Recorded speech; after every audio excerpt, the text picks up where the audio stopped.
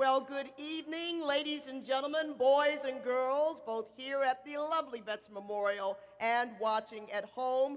We want to welcome you. Thank you for joining us for the city celebration of the birthday of Dr. Martin Luther King Jr., brought to you by the finest mayor in the 50 states, the Honorable Michael B. Coleman. Today we have chosen to celebrate the holiday as a day on rather than a day off. All throughout Columbus, individuals and groups, they have been working today to share Dr. King's hope for a beloved community. Today, from the breakfast to all of the luncheons to all of the programs, individuals and organizations celebrating hundreds of people who help make Columbus the beloved community that all of us call home. And tonight the celebration continues because tonight we're going to learn more about our shared history and the power we possess to make a difference right here in Central Ohio. Dr. King's legacy continues to inspire us to create a better community, one that honors our differences through mutual respect. The Civil Rights Movement was a major turning point in our American culture. It was beset with pain, with suffering, and with injustices. But it was also a time of vision, a time of strength, and a time of hope. The movement created a new awareness of social justice through peaceful intents. Now, the photo on the cover of your program, Selma to Montgomery, Alabama, it portrays a people's vision for the right to vote for all Americans. It shows a people of hope. It shows a people who, after walking more than 50 miles, they still stayed with their unwavering mission. We are those people too. What unites us, reaffirms our visions, and gives strength to our steps in the legacy of Dr. King.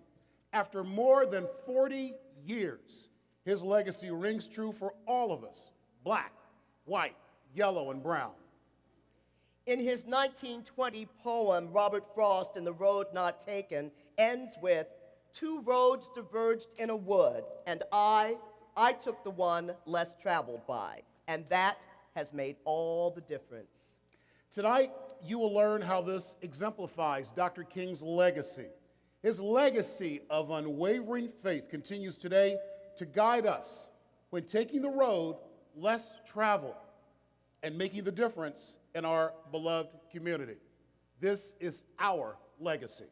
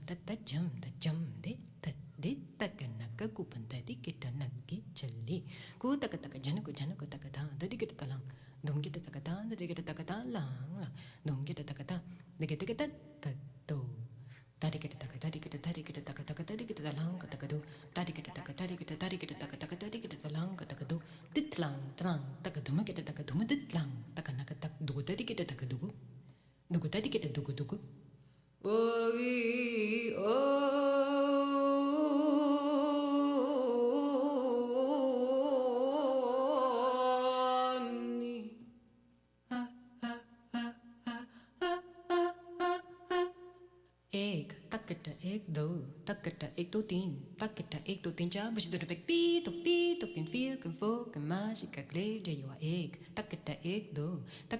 दो तीन बजे दो रुपए P तो किन feel किन फो एक दो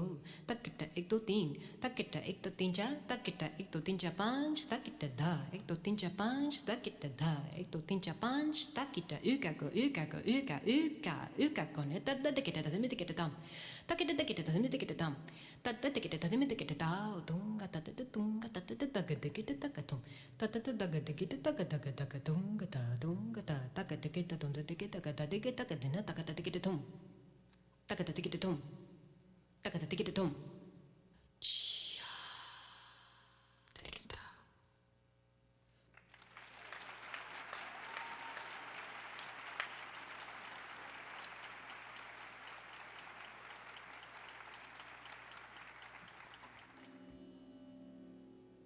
So, Dr. King, your initial efforts helped to end segregation in the public arena.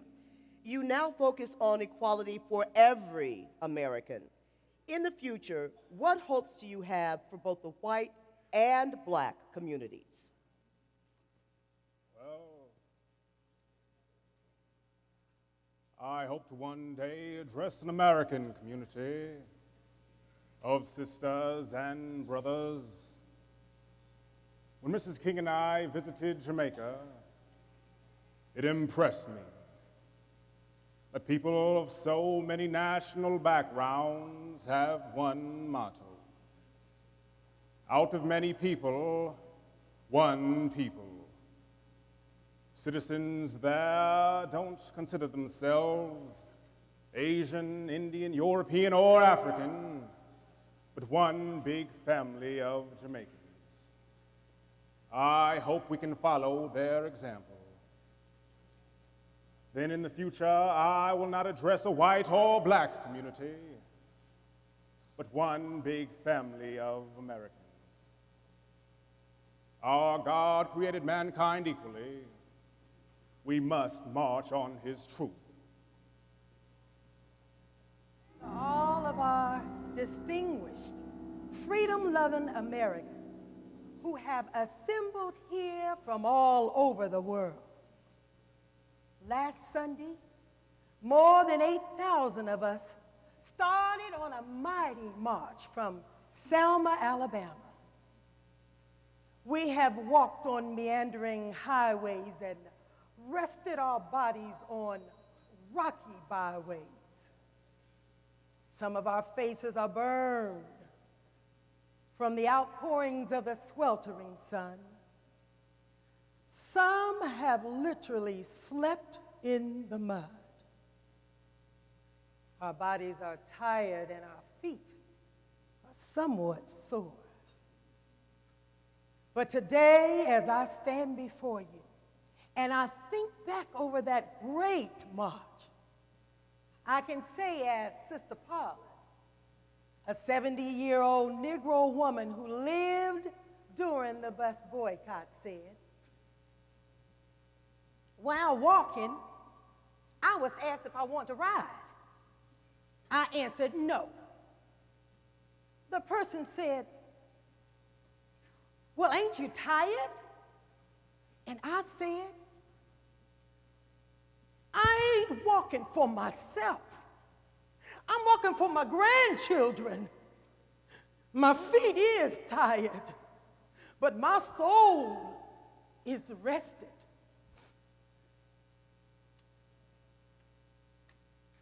Equally did God create us. Colorblind, not in the sense of color, but in the sense of love and trust. When our feet are tired, God carries us like a mother's child in her womb. Unaware if it be boy or girl, her responsibility is assumed. She fights for rights that are not her own, like Martin does for humanity. Human rights are pure, and we must stand on what God has planned to be. God has Martin and strengthens him. His feet won't tire at any cost. His legacy marches through me forever, and it will never be lost.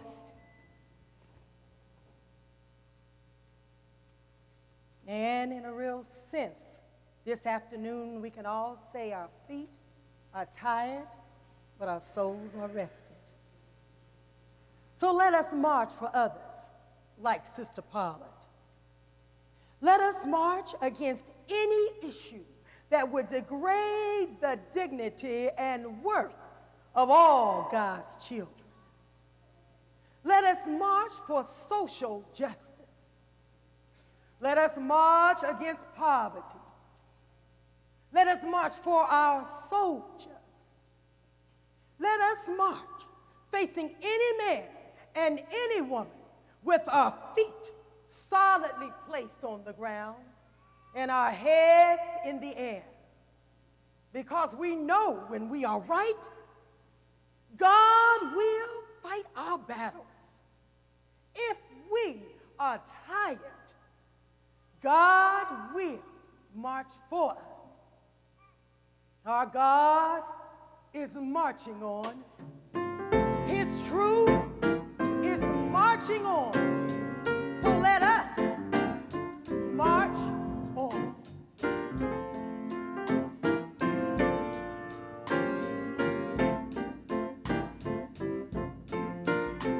Come we that love the Lord, and let our joys be known. Join in a song with sweet accord.